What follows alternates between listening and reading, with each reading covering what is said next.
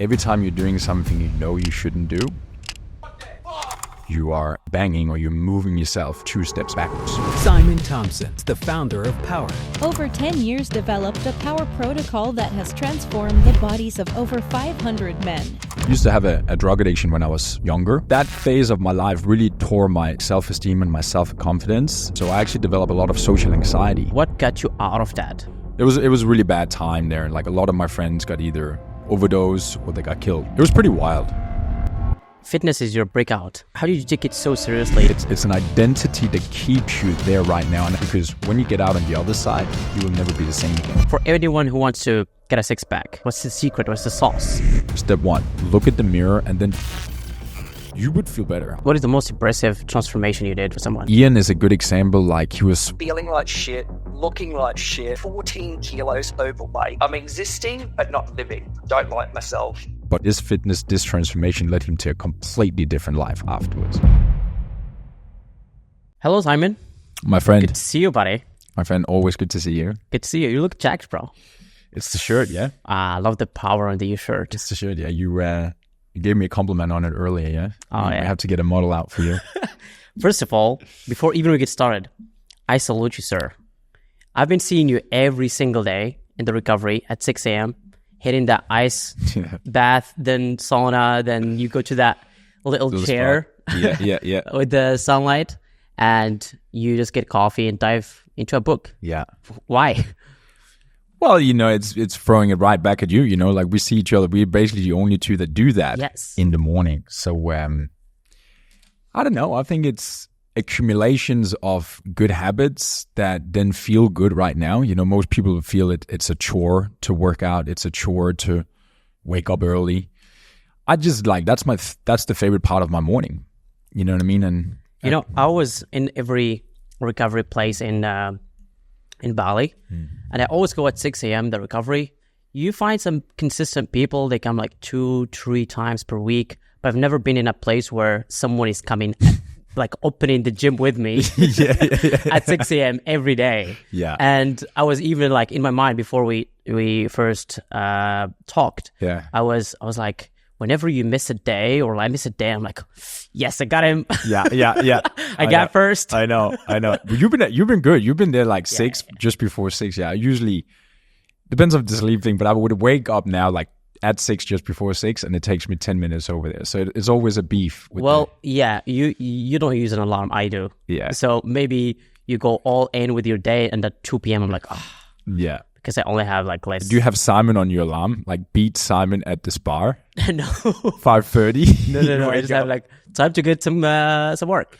Yeah. Some work done. Yeah. I've been reading this book, 5 a.m. Club. So it's installed this 5 a.m. morning routine. Yeah. But what is your recovery sessions looks like? Well, if it's the morning, like I'm 31 right now, so a lot more stretching, like definitely. I don't know, it's something I actually started noticing last year when I started using a stand-up desk, and I would stand up for like multiple hours a day. For some reason, that did something weird to my back. Like I really started to become stiff, bending over, taking my socks, and I'm like, this is strange. But what I'd say, like, with a challenge, something good always comes. So then I've really just been like stretching since. But, my morning routine and my recovery routine is ice bath, meditate 10 minutes, stretch. Stretch. 5 minutes. Which one you do first? Sauna or? I do the ice bath just to wake up, because then I feel like I'm fresh, I'm good when I'm going into the sauna. And then the sauna just becomes very like hyper focused and like really just my mindset is just clear. Probably also mentioned not touching any phone or anything in the morning as I'm walking. I think that's a huge key. I don't know if you notice that as well. The moment you take your phone, you're gone. Something takes you away. Yeah. And that's, I don't know, maybe you have the similar thing where you like, if you are thinking about a project or a problem or something pops up, it's like it's hard to let go of. Yeah. And it just ruins the whole flow of the morning. So you open your Slack and you have like a problem or something, and you're like, the whole day it's just gone. Yeah. How many minutes do you do in sauna? I'm not really badass in there. I just, when my meditation finishes, so usually 10 minutes or so. Yeah, then I'm out. Yeah. and then stretch, and then ice bath, and then I usually do my reading or writing my goals down, and then coffee, and then boom, start work. Basically. Journaling. You do some journaling sometimes. Is it journaling or taking notes? I see you writing. Yeah. If it's the little notebook, I just write down my goals every day. I've done that for 7 years. Just fresh. Same goals. 7 years. 7 years straight, yeah. New goals are coming in. What does it do for you? It's just, it's I write my vision, I write my mission, I write Powr is $1 billion brand, like no clue. Like it just boom. And every time I just look at it, it's like we talked about names and stuff. It's like you're just conditioning yourself to see it already happening. Have you ever, sometimes I want to rewrite my goals. Funny enough, I write some goals and I'm like, did I forget something? Yeah. And sometimes when I forget a goal, I'm like, do I really care about this one? Yeah. And most of the time you can just, for later. So I think it's a good practice to just like what's most important. Even just that one split second, it just conditioning. But it's like exercise. Yeah, I can skip today. I can skip writing down my goals today. But imagine you do that every day for 7, 10, 14, 15, 30 years. You're healthy or you're a billionaire. So I just try to look at it like that. Yeah. It's that, if you keep focusing on the things, like it's going to happen. Would you keep doing the same routine if you weren't in Bali? Would I keep doing the same routine if I didn't do? Yeah. Just without the sauna. That's the only difference. So we would have like a cold plunge or something. I would just have cold shower.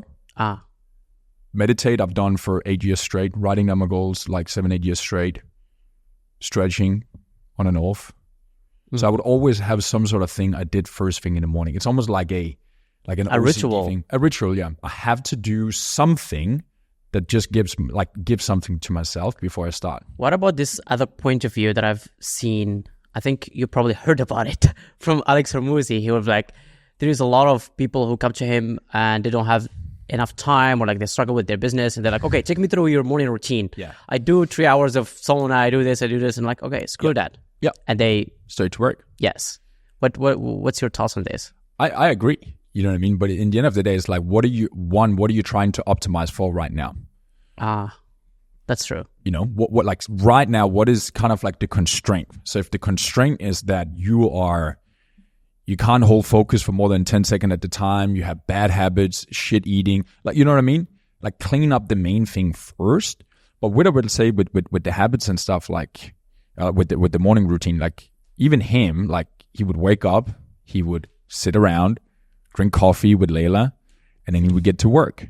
And that would also take him like 45 minutes or so before he's not waking out of bed and going to work. He's just doing nothing but waking up. So you think it depends on phases, like which phase you're in. If you're building, 100. You can just go straight to work. Yeah. Like see yourself, for example, like I even asked you that question there, like what phase are you in right now? Yes, you did. So you're reading 5 a.m. Club, like you can see you're sort of like building, creative, like thinking about new things. So yeah, I was on this phase before that I actually regret. I was in a phase where I can't afford a gym, I can't afford food. Even a gym in Morocco is $15 per month. And the way I was looking at it is that, oh, you know what? Screw this. I'll just work really, really hard until I afford this. Then I'm gonna hire a coach. I'm gonna, hire a nutritionist, and I can just take them all together. But the thing is, when I did that, it feels kind of hard. It's like one of the things that you can earn. Money cannot buy them. And I think if I go back, I would still do a little bit more work towards that, not screw it. Yeah. You know what I mean? A little bit like, when I get successful, then I will be happy. Yeah, that's true. Same thing. It's like, I think you and I, we had the conversation one morning. It's like, I was just driving on the scooter one day and I was thinking to myself, it's like, I'm earning like way more money now than I did just 1 year, 2 years, 3 years, 4 years, 5 years ago.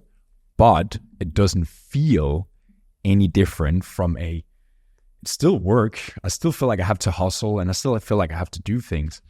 So I'm like, if that feeling doesn't change with the level of success that you achieve, then it won't change eventually. Like you will just raise your new standard, your new level, even with $1 billion or $1 million or whatever the company size. So I think it's about figuring out what is the essentials that you need into your mix and into your routines and into your everyday life now that will make you your optimal self. So what keeps you working hard when you don't have that? When you have the financial freedom, what do you think can make you work harder? What if you have $1 billion tomorrow? What would you do it? What would I do with $1 billion tomorrow? Not what 1 billion, but what would your routine looks like? Would it change? Not that. I would just probably do slightly different things during the day, but I would stretch in a private jet. I would stretch for, instead of 5 minutes rush, I would probably do 15 minutes. It's a good question to sort of like ponder around. I don't think, we like good food, we like good people, we like nice recovery restaurant. Like, yeah, it's going to be a different one maybe, but same thing. I think when you're an entrepreneur, if you're an ambitious person, you're just never satisfied, one. And it's not about the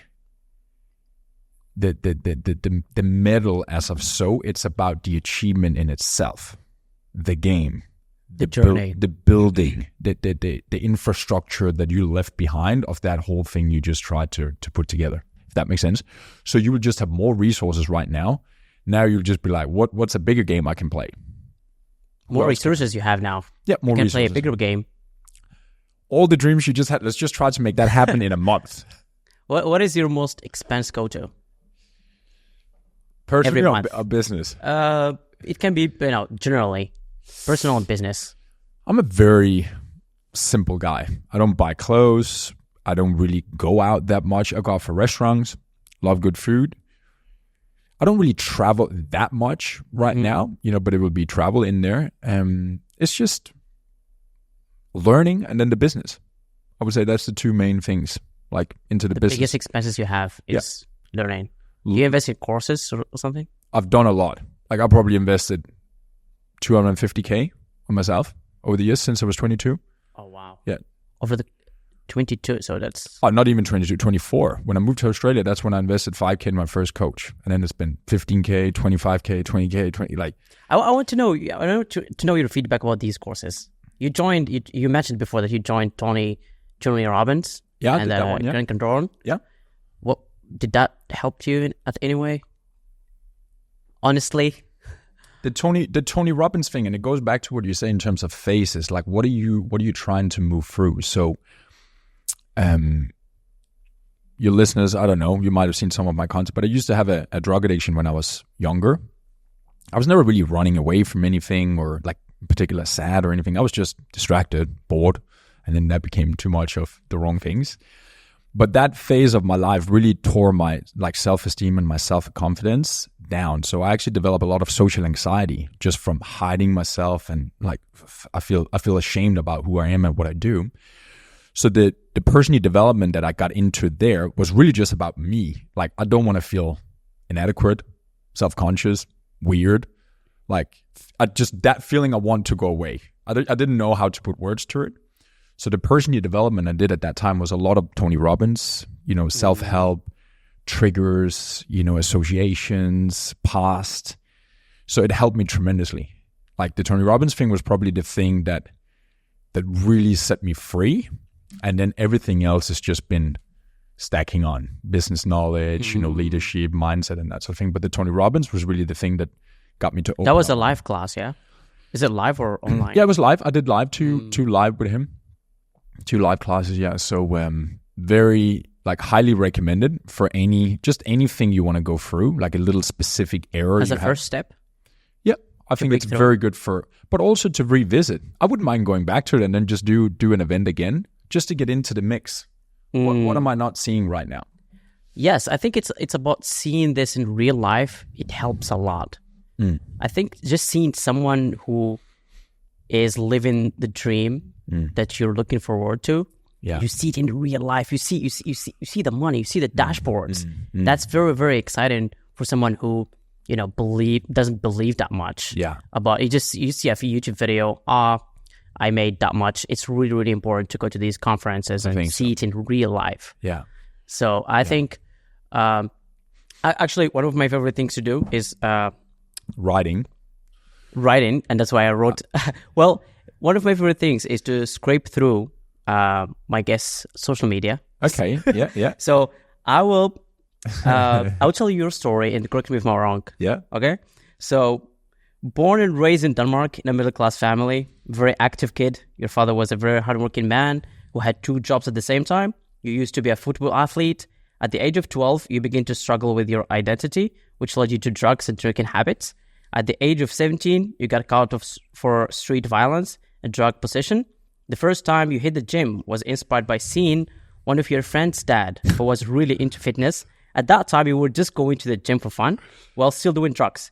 Interestingly, your turning point came when you couldn't perform well in bed, which led you to find a way to quit drugs. The gym became your way out between the ages of 20 and 23 and became a fitness athlete and competed in national fitness competitions. Moving to Australia with no money, no English, you joined Tony Robbins classes. Now you're coaching over 500 men worldwide, helping them transform their bodies. It's badass, man. That's a good description, bro. There was even some details in there. I was like, what video did you watch? I literally asked my my editor to just, watch everything that you have. And he just gave me I love that. That tells a lot about you, man. Like, that tells a lot about you. I respect that in people that pay attention to details. Yeah, I think it's really important to do some pre-work. This is all true. Yeah, I think beside for the drinking, I didn't have a drinking problem, but, it was party. Drugs, yeah, for sure. But never had a problem with drinking. But, same. Okay, so take me back to the drug addiction. What got you out of that? It was exactly the moment. No, it was actually the because I started training when I was 15 and I was still doing drugs then. It's funny, that. It's like I got inspired by me and my friend. We were smoking weed. And his dad was training. And he just bought like a pack of protein powder and it was like pumped plus 50 and it was like a bowl with like jacked. Yeah, these gains. I was like, that's cool. Let's buy that. Let's share it. We shared the pack of protein. We started training and never stopped since. Like, that was literally it. There was no further thought about why we wanted to start. It was just like, let's do that. But you mentioned that you were hitting the gym but still doing drugs. Yeah. So that was with my friend, which actually passed away 2 years later. He got, very sidetracked, stabbed. So it was a really bad time there. Like, a lot of my friends got either, they went to prison, overdose, or they got killed, traffic accident or all this stuff. So it was pretty wild. How do you feel about that back then? You just numbed really to like reality. Everybody around you says, what are you doing? Like, what are you doing with those friends? They're not real friends. Like what are you actually doing? And especially my mom, we were very close. Like, we are very close, my mom and I. And I just can't hold anything back from my mom. My mom, she knows straight away. Like, you're on something, you're doing something. And I actually think maybe that's a little bit where the social anxiety came from, because she was always the first one to tell me, what the fuck are you doing? Like, she could see if I smoked weed or if I'd done drugs. So it was almost like that. It was like that hiding aspect of like, I can't show anybody who I am and what I actually do right now. So you think if you expose yourself, you would be able to deal with this? Like, if you expose the, your bad habits at that time, would that help you in getting rid of them? Well, like, if someone exposed me to it? No, if you expose yourself instead of hiding from your parents, for example. It's a good question. I don't have an answer to that, because it was like, it's a hard one, because it's like, I didn't really like myself when I did the drugs. And I'm like, why am I doing the drugs? I actually like myself better when I'm sober. But I still kept doing it. So I think it's just the accumulation of identity change. Like, I lived into that. I got kicked out of school. Like, I was the rebel. I was the bad boy. We cool, you know what I mean? Like, we go to festival, like that sort of thing. So I think it was just that there was like driving it, like the environment and people around, and then the identity you adopt from it. But what changed it, so I was doing the training, and 15, 16, 17, 18, still doing drugs. And then it was the sexual thing where, like, I was, having a girlfriend at the time and wasn't really like hugely sexually active, like 14, 15, like started 16. I don't know if that's young or old, but that's when that probably is young. In Denmark, it's not. Oh, okay. You know what I mean? So it's like, 16, I sort of like started having my first girlfriend and stuff. And it was just a mixture of bad self-esteem, like not feeling good about myself, doing drugs, hiding and stuff that kind of like spilled into that sexual inadequacy. Like, oh, what am I doing? Like, who am I? And that sort of thing. And it was just an accumulation of these experiences that kind of like led me to actually reaching out for help one day. And I was just on Google, typed in, I don't know, sex coach, psychology, something, booked it in. And I went into a psychologist that same week. Old man, drove down there. And the first thing he told me, he was like, tell me a little bit more about yourself. What are you doing? Was that a therapy session? Yeah, it was a therapy. Classical. You walk up the stairs, you sit on 2 chairs, and he sits down and I'm like, I'm 18 at that time, yeah. And he told me that sentence that I've explained 100 times in videos where he said to me, he was like, after listening to my story, he said, Simon, I know exactly what your problem is right now. It's not the drugs. It's every time you're doing something you know you shouldn't do, you are banging or you're moving yourself 2 steps backwards. And here am I trying to like solve a problem, become like I want to do something this way. And now every time I do this one thing, I now go this way. And it sounds very weird, but that for me was the analogy that I needed, that every time I press this button, ow, ow, ow, hurts. Every time I say no to this, yes, yes, yes, better, better, better. And that, my friend, was the changing point in my life that just was like, I never went back to drugs and I just started really going into fitness, and fitness kind of like became my discipline and my driver and just took me out on a different path. So fitness is your breakout, but how did you take it so seriously that it became something that you do full time? Was it like you participated in competitions? Yep. It was crazy. I've seen your physique. It's the hair, crazy. yeah. What body fat you step on stage with? Probably, it depends. First, yes, I would still have a little bit of like lower, back fat and that sort of thing, but like super shredded still. And then the next year I was like even more cut. So it's like, I don't know, you can argue maybe 5-6%. 5? Yeah. Do you think you can keep that for a long time? No. Absolutely. Like that you can keep for that week, 2 weeks, yeah. You can be lean. You can say quite lean, but you're pretty lean. What's your body fat now? I'll probably say on average I just sit on 11 maybe all year round. Like 11, sometimes below 10, sometimes 11, 12. So like around that level. 12. Yeah. 11. 10. I actually want to walk away from this podcast with a 6-pack. Yeah. How, bro? How? How are we gonna get a 6-pack? What is the habits? Okay, so for anyone who wants to get a 6-pack, yeah, what's your process? What's the secret? What's the sauce? What's the secret? Yeah. So everybody wants the steps. The steps. Eat this. 1, don't 2, do 3. that. Yeah. I think the better way to cycle into an mimicry, we can talk about steps to actually do is, the question is, why don't you have a 6-pack? Overeating? Yeah. And I was even having a conversation with a guy yesterday, and he's never been under 100. Never been under 100. 100 kilos? 100 kilos, yeah. Wow. Yeah. And he's like 105, 107, and then he goes up to 115 and 117, and then like he goes down again. But he's never been under 100. It's the same thing. Why have you never had a 6-pack? It doesn't matter if it's 100 or you're 90 with a body fat percent of 15. It's your identity. It's an identity that keeps you there right now. And I know it sounds very like, how do I grasp onto that?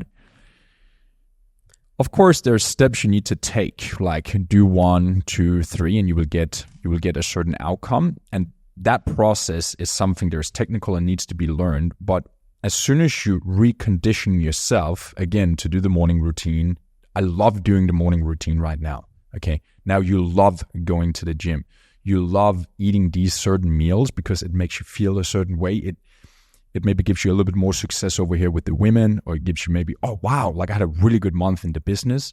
Now you start accumulating beliefs and associations that me eating steak, me doing crunches, me waking up there, life is better.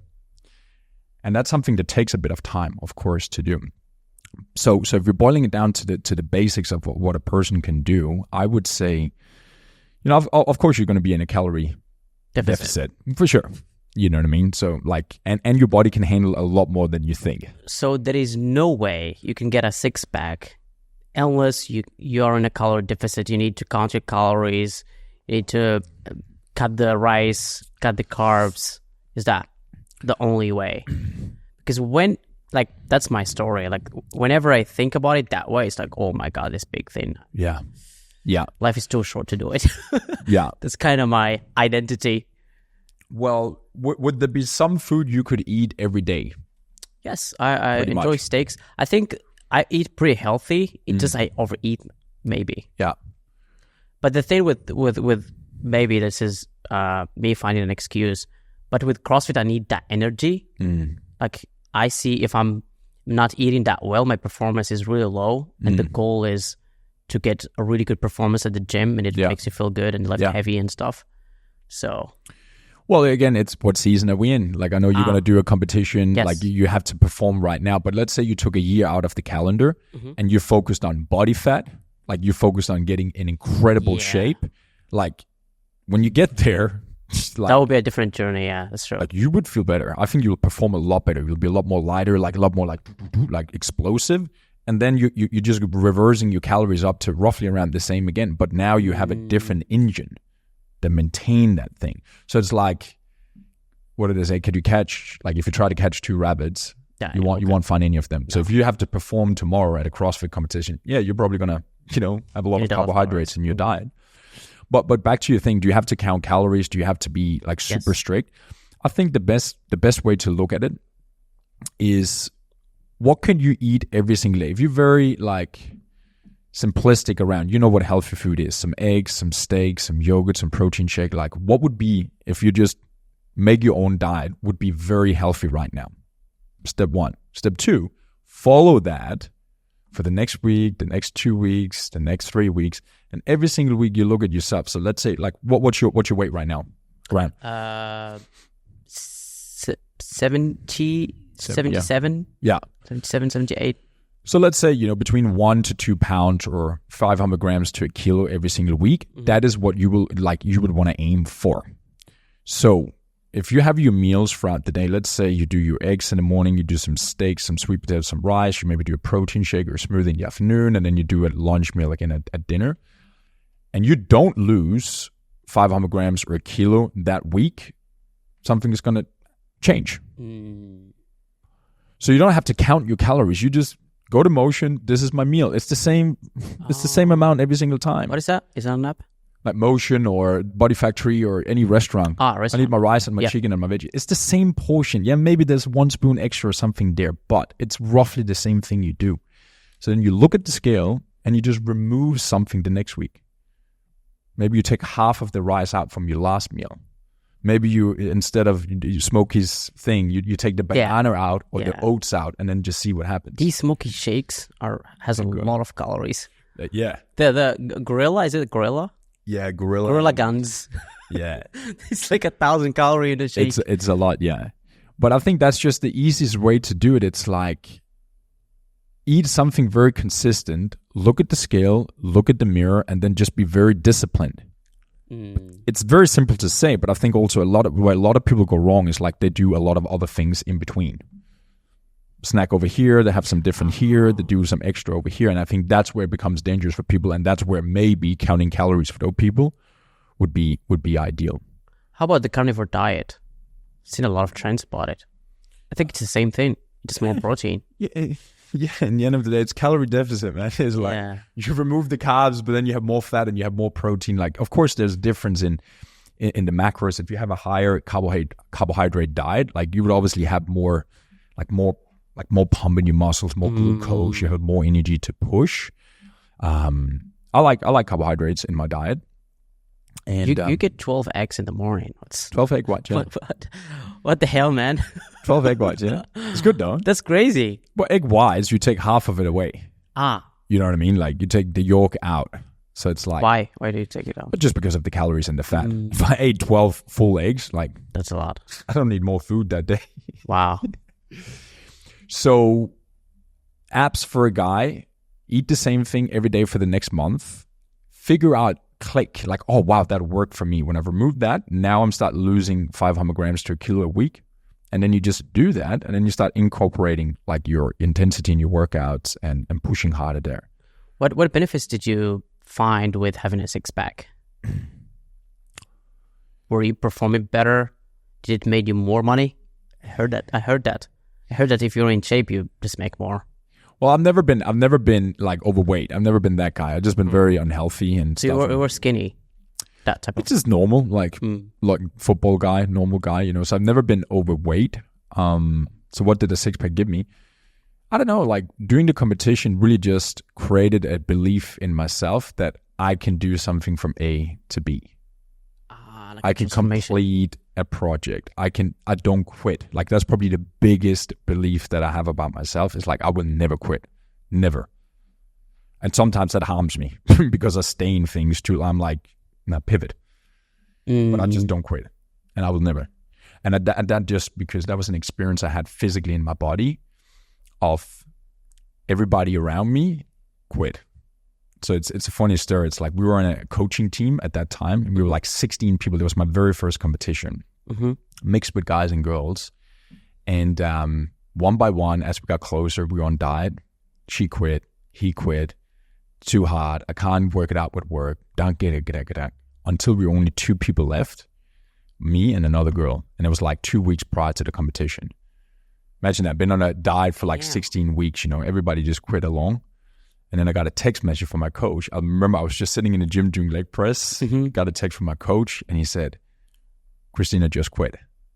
So I was the last girl in the team. So I was the only one that actually competed of 16 people on that team. Damn. I don't know. It was just something just like, it was like Did you feel like this is the first win that you had that literally changed a lot about you? Yeah. That one was the external thing of like 3 years of cleaning up after the drugs to be like, I am somebody right now in my own eyes again. It's like you can actually do it, and you proved it. Yeah, locked in. Yeah.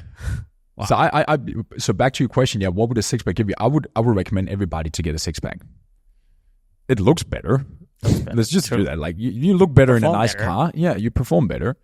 But it's the A to B. It's the belief about you stuck to it and you just saw it all the way through. Because when you get out on the other side, you will never be the same again.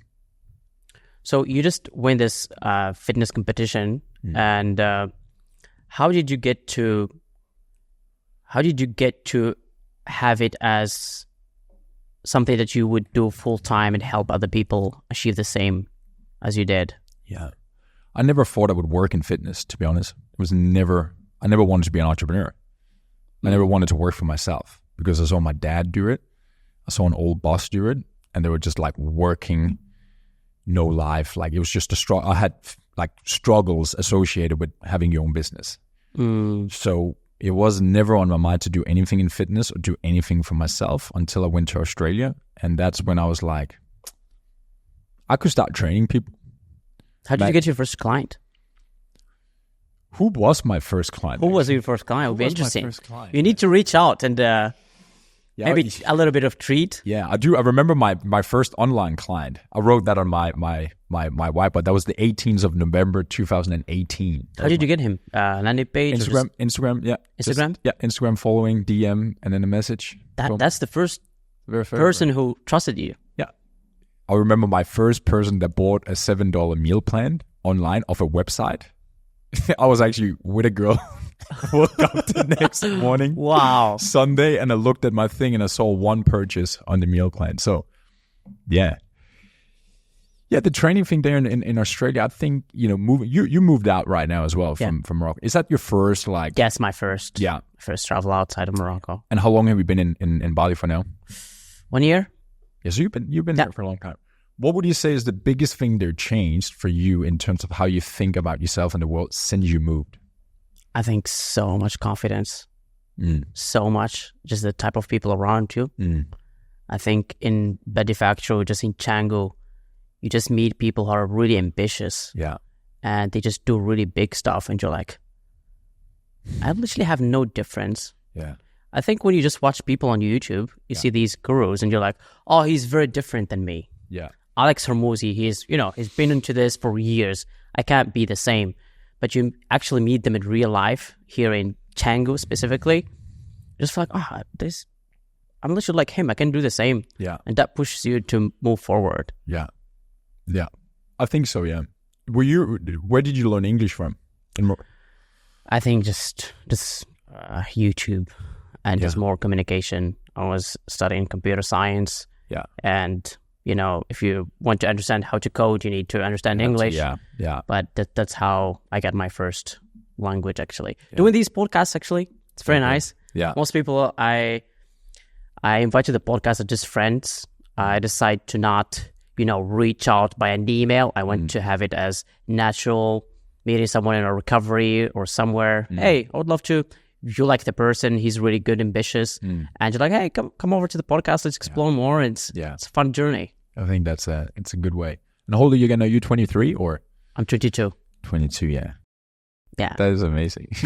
That is amazing, yeah. Yeah. You got a head start. I started early as well, like 24 when I left, so I would also see that as quite, early to start. You have achieved a lot in your age. What's your age again?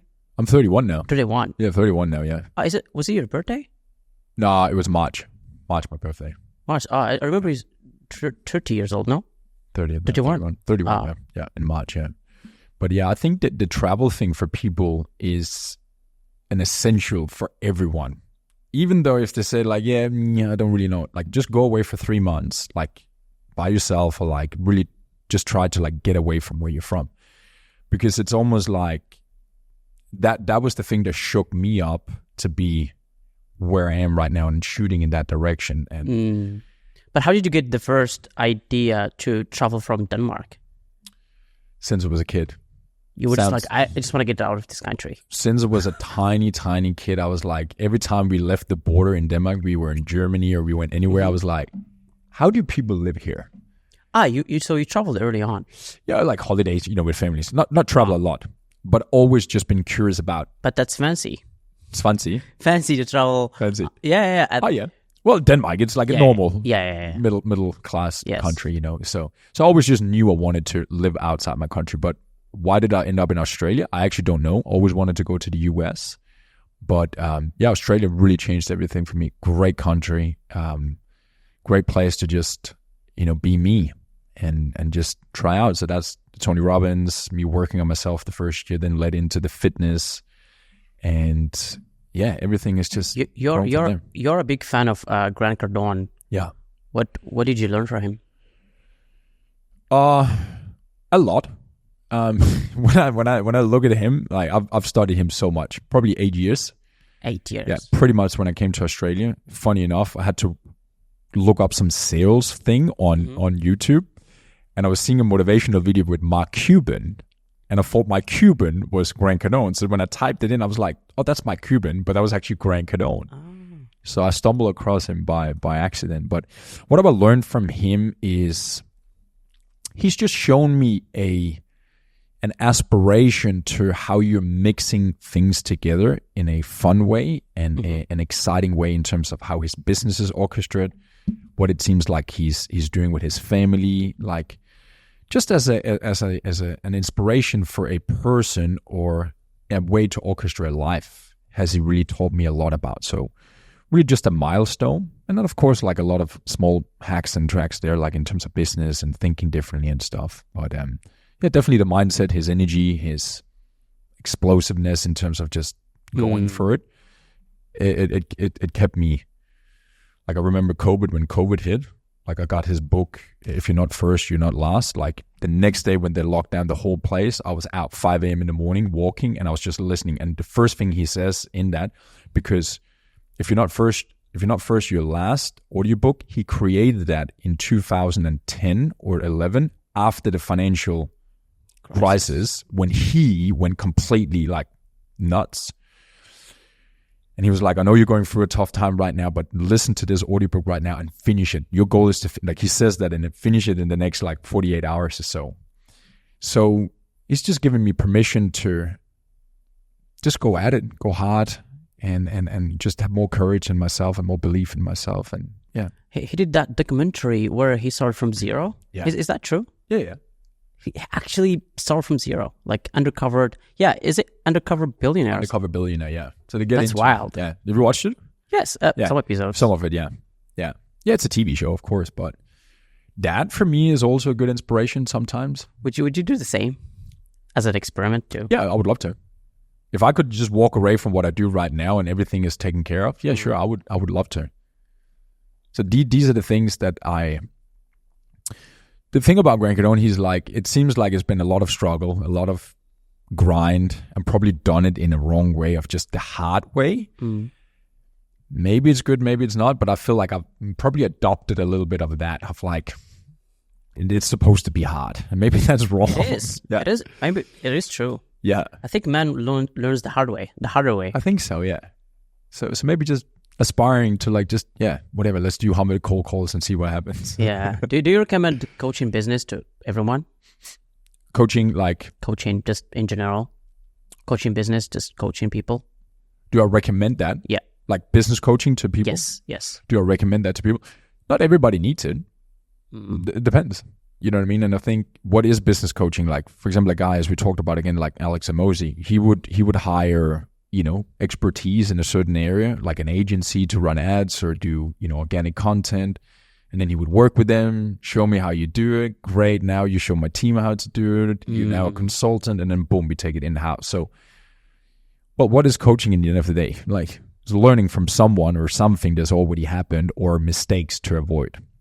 But there is a lot of wrong coaches. How do you spot a good coach? You're a good student, or you got experience and you don't know what you don't know. So I've done a lot now. I need less. I'm in a stage right now where I need good people around me, a potential partner where you can bounce ideas and that sort of thing. That's super valuable for someone like me right now. I don't want to get into a typical coaching program to like, hey, reach out to 100 people, post content like this. Like, I don't know.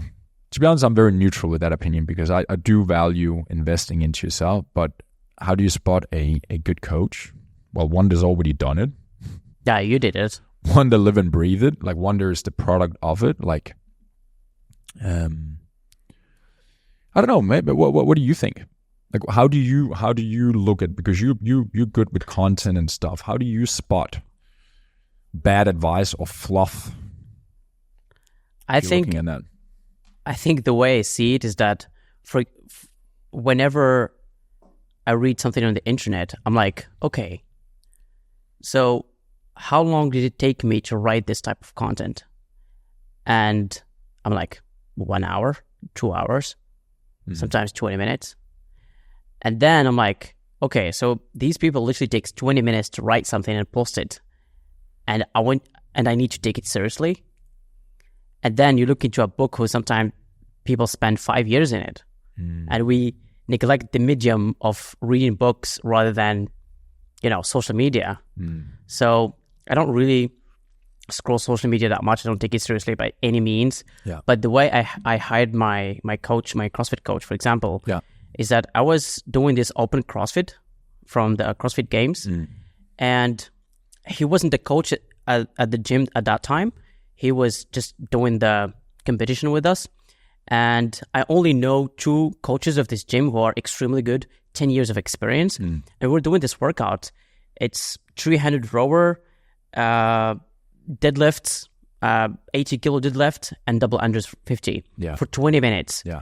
AMRAP is how many rounds you can do in 20 minutes. And I heard these coaches that I know who are extremely good, they did 8 rounds. And then I hear this guy did 12 rounds or something like that. Yeah. And I'm like, holy shit. This guy is a badass. Yeah. Then I Googled his name. Then I found out that he's 14 worldwide. Then I'm like, and I texted him, hey, I want you to coach me. I really love CrossFit. It's my hobby now. I want to take it seriously. I want to feel like I'm working towards something. And that's how I got him. So it's like, he he doesn't have a landing page. He doesn't have anything.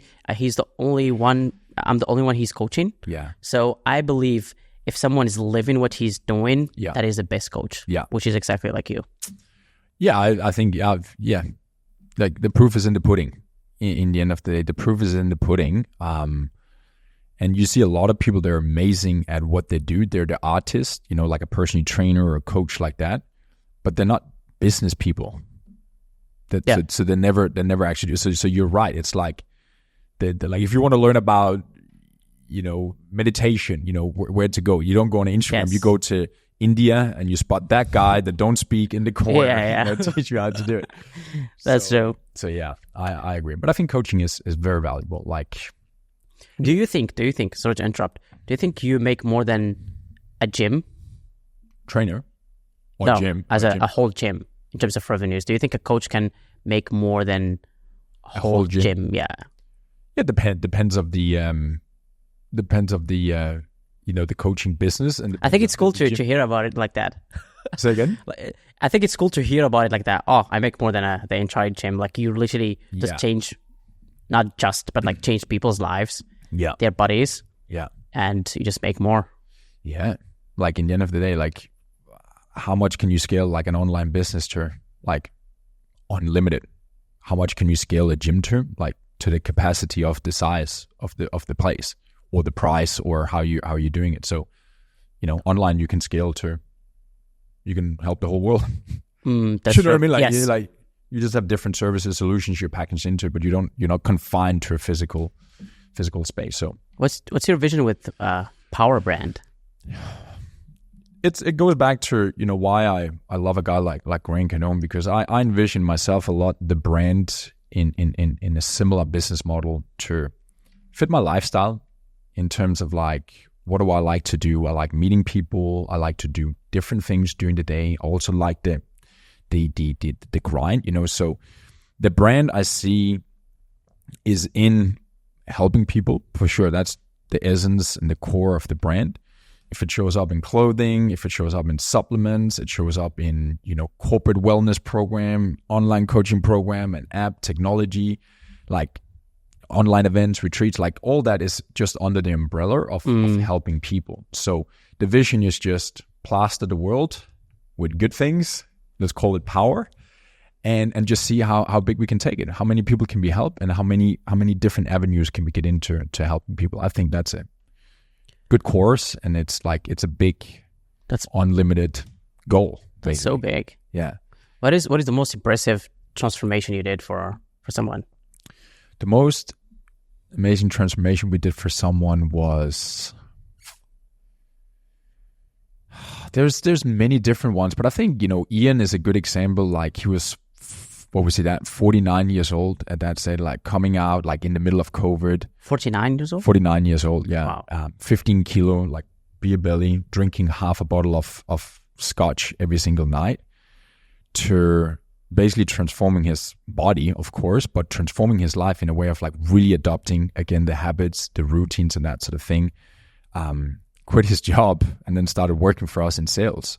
Oh, wow. Yeah. So in the age of 50 at that time, yeah. 50? Yeah, 50 years old, like just seeing a man, like I'm not saying that it's all, but like seeing a man and being on a call with a man like that just like the light is in his eyes again of like, I want to fuck up. I want to do something different with my life.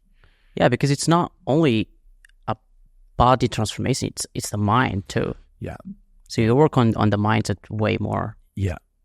Like my ideal, like our ideal customers, like are in their 30s-ish, the body is obviously the obvious one. There's out of shape, helping them getting in shape. But then the ideal thing would be exactly what we did with Ian, like helping them either starting their own businesses, come and work for us, change their relationship, move location, like, because why? That's life changing. It's like, as you said, with the psychologist, for me, that was the moment that changed for me.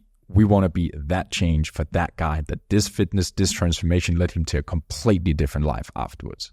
I think that's crazy. That's amazing. That's a turning point. So for someone who's in a good shape, he knows a lot about fitness, and he wants to get into, coaching people. Yeah. What is the steps that he can do to maybe achieve 10% of what you achieved? Well, start in the gym. I would say like start from the ground and up, start training people and actually get a feel with... like in person in the gym. Yeah, I would 100% do that. Learn about nutrition, learn about accountability, learn about actually communicating with a person. I think the biggest thing I learned being a personal trainer in Australia was my calendar was packed, 6 a.m., 7 a.m., all the way up to 12. I would then train myself and then I will come back in the afternoon. But bro, I was like coaching 5 different personalities back to back every single day. Then it was the corporate guy at 6 a.m. It was the mom, just dropping off the kids at 9 o'clock.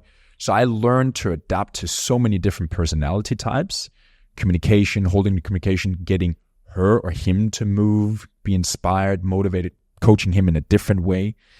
So coaching, I think it's people skills, it's communication, it's reading, like understanding where that person is at. And I think a person can learn that from coaching someone in person. Well, again, it depends on the appetite and the ambition of the person. I don't think majority of the people, they want to start a business, but I think majority of people don't want to and don't have it in them.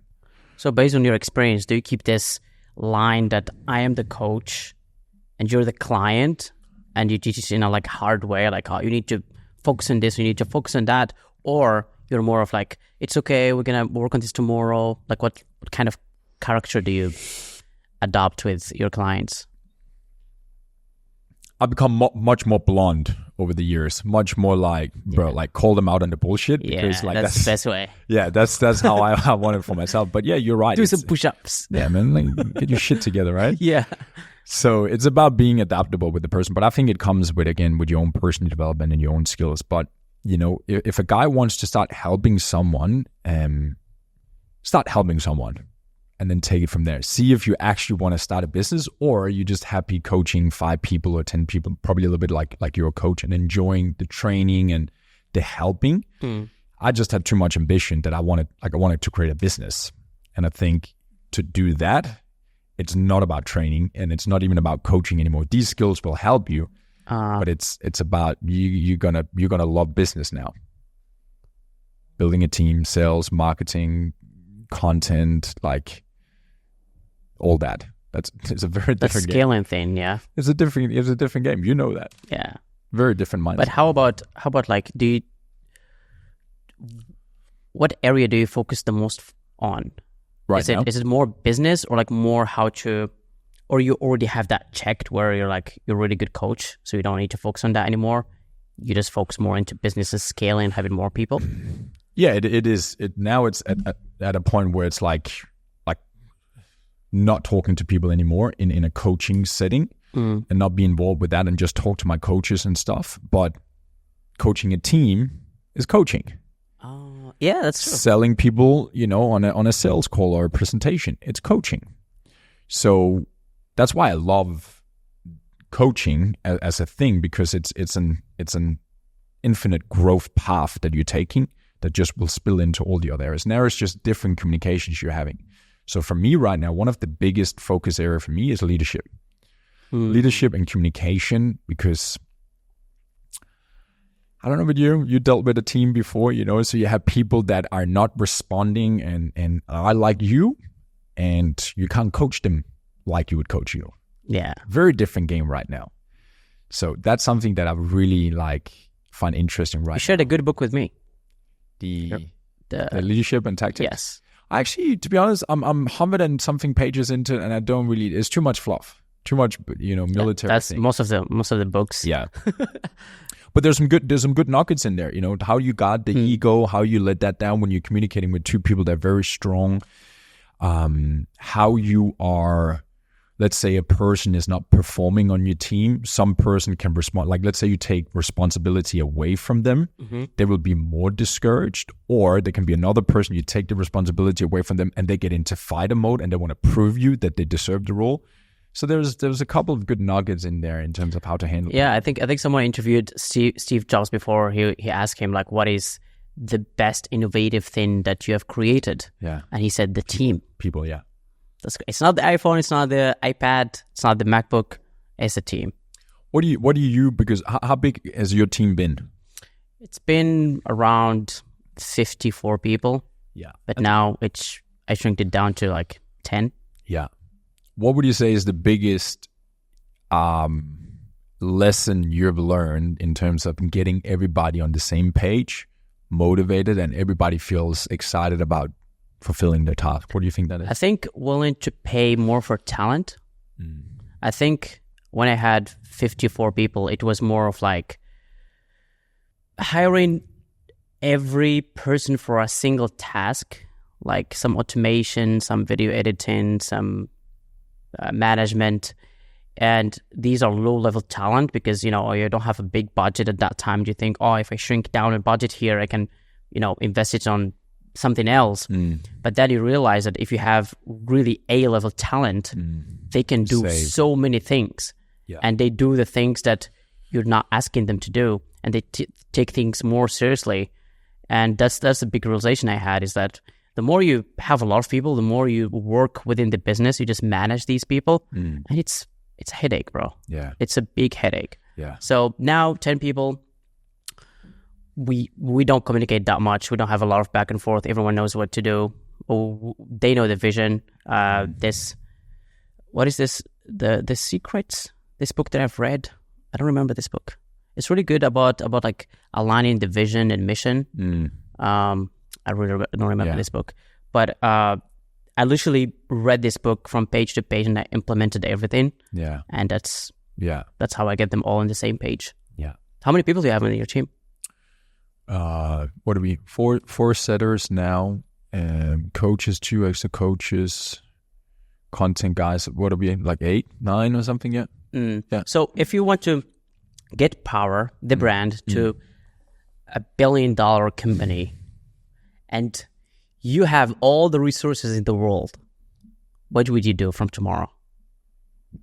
Like it's already happened now. What would I actually do? Yes. No. Like you want to make it happen. Yeah. What would I do to make it happen? Yes, exactly. Love your questions. Personal development 101. What would I do to make this happen? Well, obviously, building a brand is essential for that. But then how do I start doing that in a practical way? I would probably be getting out of my own way I would get into bigger rooms, corporate, on stages, like really getting into more bigger opportunities. Like rooms in terms of like the market? Yeah, rooms in terms of like who I'm associating with, who I'm networking with, who do I speak with. I was on a call with a client today, a good client of ours. He's also in his 50s. He's a very successful mortgage broker in Australia. And he's now one of the investors into a new platform, a software in the US called Fuel, which is amazing. I will actually, I will link you up with it. It's really good. They want me on that platform. So it's an educational platform like masterclasses, but just more for corporate. And I think they start in the sales and the like the mortgage industry. So they're basically having teachers and that sort of thing on, and the platform will kind of it's from management level, so they can see how the team is performing, how much are they consuming, are they getting better with stats and that sort of thing. So they want me to be one of the teachers on there in terms of coaching, mindset, and fitness in regards to that. So it's thinking more like that. One of the big things I learned from Grant was like who, not what. Who can help you make your dreams come true? Would you go through the software? Probably you could make a software.